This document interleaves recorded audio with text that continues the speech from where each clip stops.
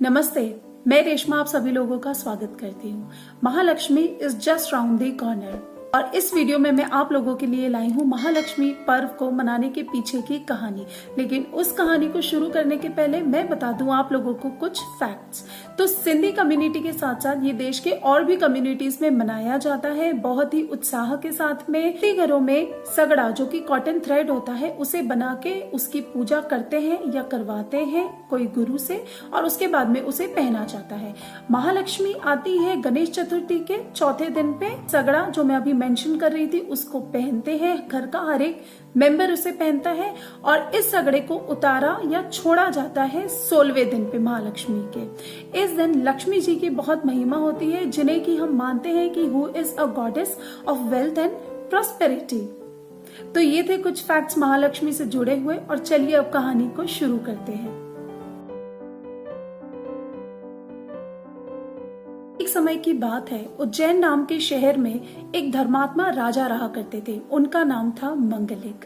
उनसे प्रजा बहुत ही ज्यादा खुश थी।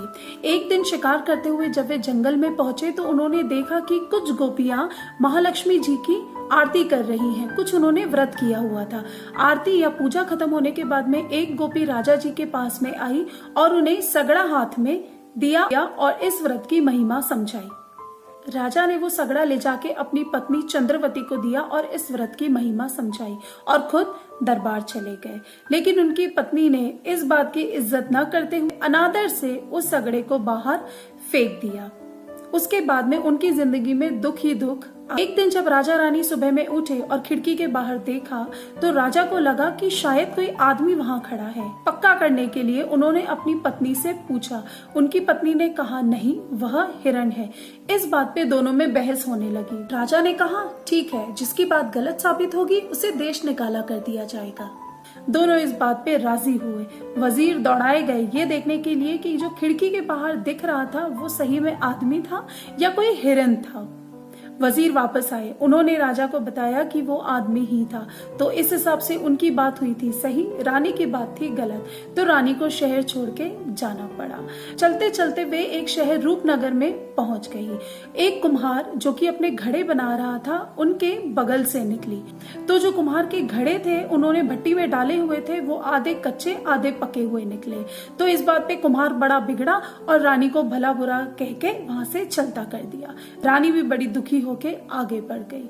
प्यास लगी थी, बीच में एक नदी पड़ी। नदी के तट पर जाके रानी ने सोचा अब प्यास बुझा लेती हूँ, पानी पी लेती हूँ। जैसे ही रानी ने उस नदी में अपना हाथ डाला पानी लेने के लिए, नदी सूख गई।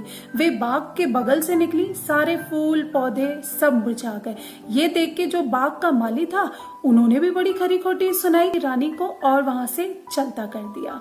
भूखे प्यासे बहुत ही बुरी हालत में रानी जैसे तैसे करके एक साधु की कुटिया के पास पहुंची और अपनी आप बीती सुनाई। साधु को आ गई दया। उन्होंने कहा कोई बात नहीं, आप मेरे पास ही रह जाओ।